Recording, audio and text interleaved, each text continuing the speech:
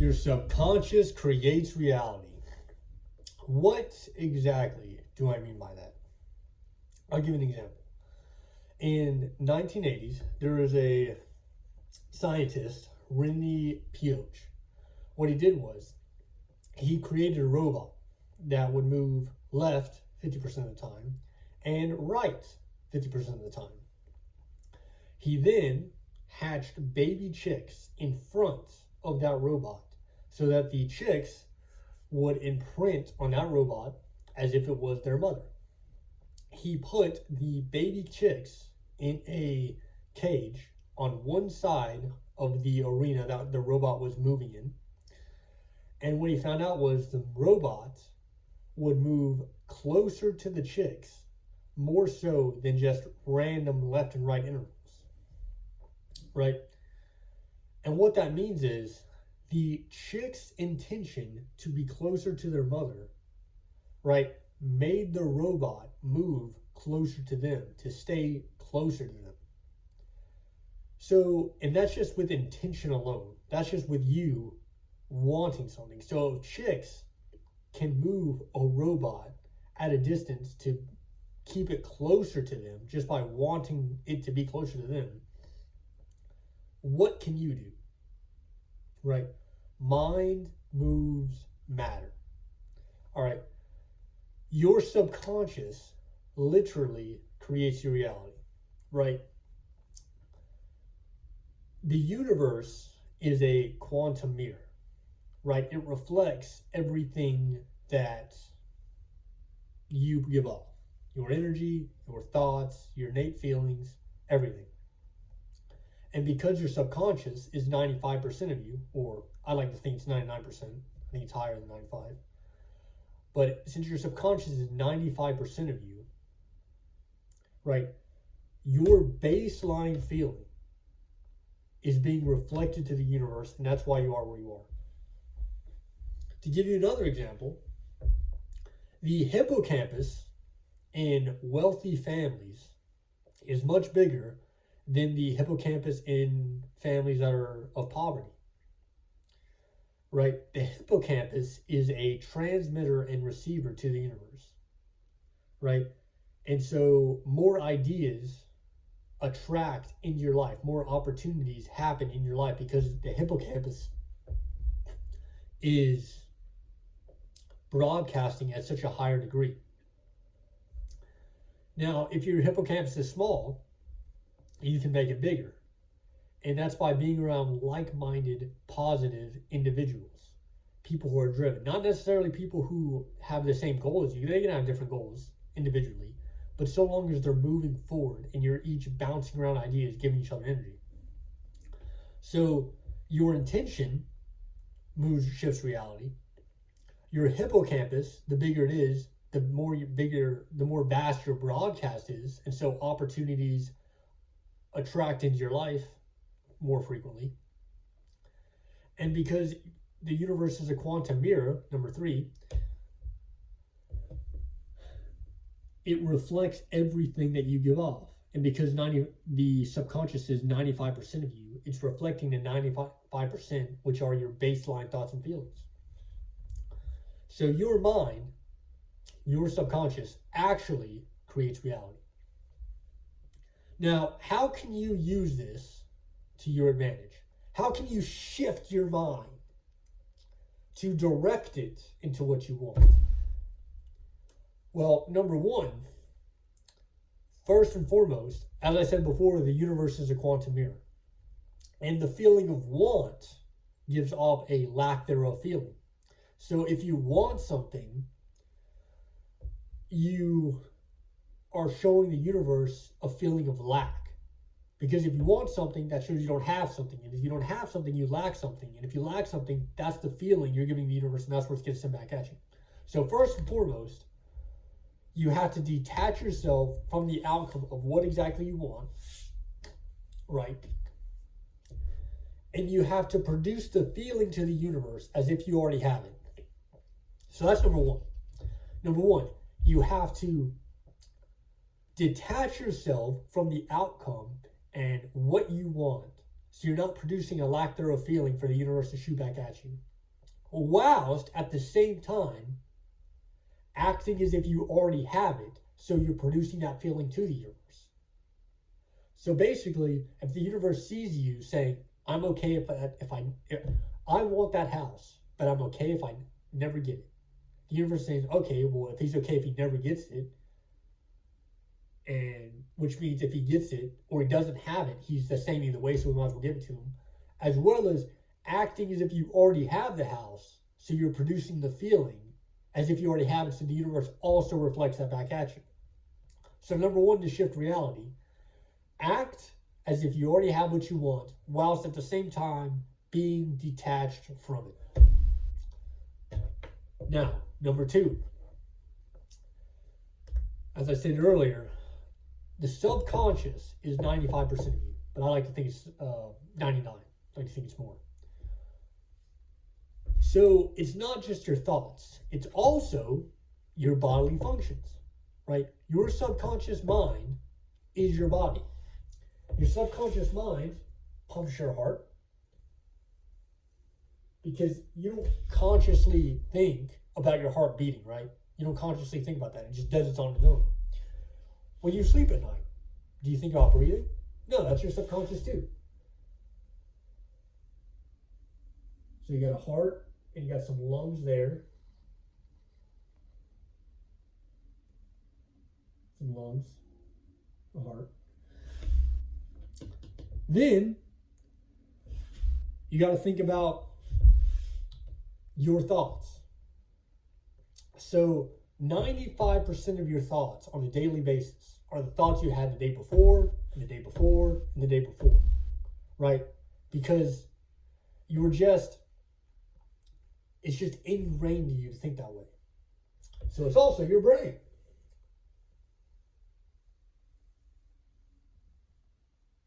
Got a brain there, left and right hemisphere.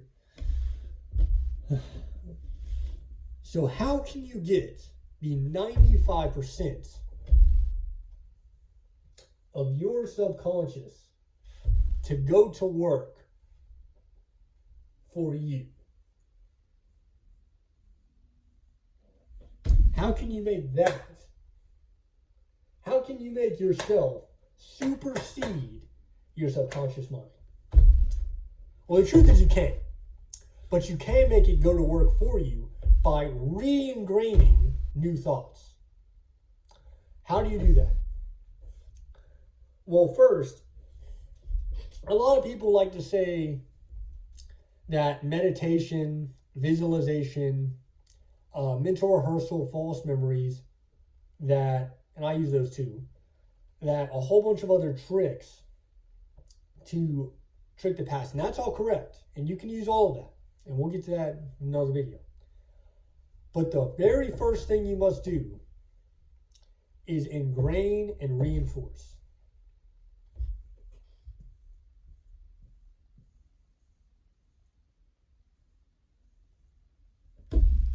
I am. All right. I am. I am, put quotation marks there, is the name of God. So in biblical text, it says that I am who I am. Tell the Israelites, I am who sent you. That implies, and there are other texts, that implies that I am is the name of God. So I am literally has divine power. All right? It literally has divine power. Also, your subconscious thrives in the present tense. So the first thing to do to ingrain and reinforce is to say, I am rich. But you have to be specific. I am rich can mean many things. It can mean I am rich in health. I am rich in a surplus of food. I am rich in love. But we all know what rich means, right? So you have to be specific. I am rich in $10 million. I am seeing $10 million in my checking account every morning, right? I am worth $10 million. So you have to be very specific. Because if you're not specific, then that 95%, it's not going to know what you're talking about. Now you may be asking, well, that's a lie. I'm not worth $10 million. That's very true. But the reason why it is true is because your subconscious takes everything literally. All right. Why does it take everything literally? It takes everything literally because in the first 7 years of life, your brain waves are in theta. Theta is optimal for hypnosis, right? And then from like 1 to 2, they're in delta. From like 2 to 7, they're in theta. And from like 7 to 12, they're in alpha. But let's just stick to theta for now. Theta is the most optimal state of self-hypnosis. Okay, Heath, why are our brainwaves in theta the first 7 years of life? Well, it's because for routine and survival reasons, right? So when a child is growing up, it needs to learn quickly how to adapt. It needs to learn the routine, the ins and outs of the tribe. So when a child is growing up, back in the fucking Stone Age, right, and a bear or a saber-toothed tiger can come out of nowhere and eat you, it has to learn quickly how the tribe operates. When they wake up, when they go to bed, when they eat, how they hunt, how to make a fire, how to do this, how to do that, right? And so the subconscious is in an optimal state of routine, is an optimal state of hypnosis for routine survival reasons. That's why they're in hypnosis. That's why they're in theta the first 7 years of life, to learn how the routine works, to learn how to survive. All right. And because of that, it needs to accept everything is true.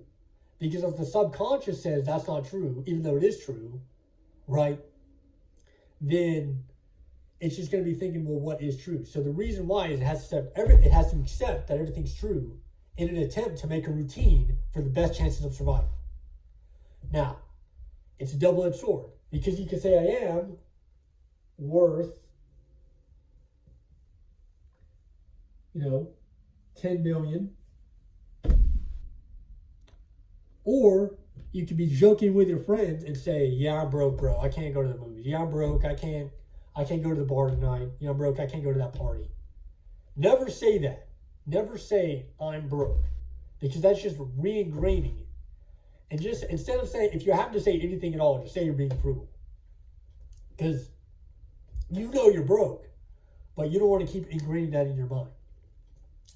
So, the subconscious thrives in the present tense, and it accepts everything is true.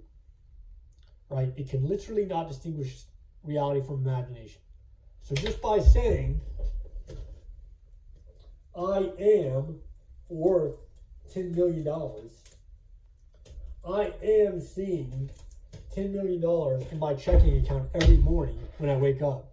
You're ingraining and reaffirming that in your mind. And what that does is it puts your subconscious to work for you.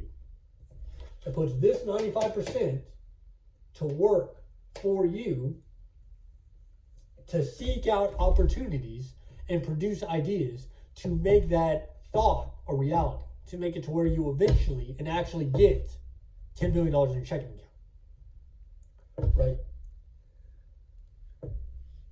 That is how it works. The power of your intention, the subconscious taking everything literally, and your hippocampus and pineal gland, if it's decalcified, broadcasting out vastly to attract opportunities, to create opportunities for your subconscious mind to go to work for you, to change and create your reality. That's all for this video. Like and subscribe.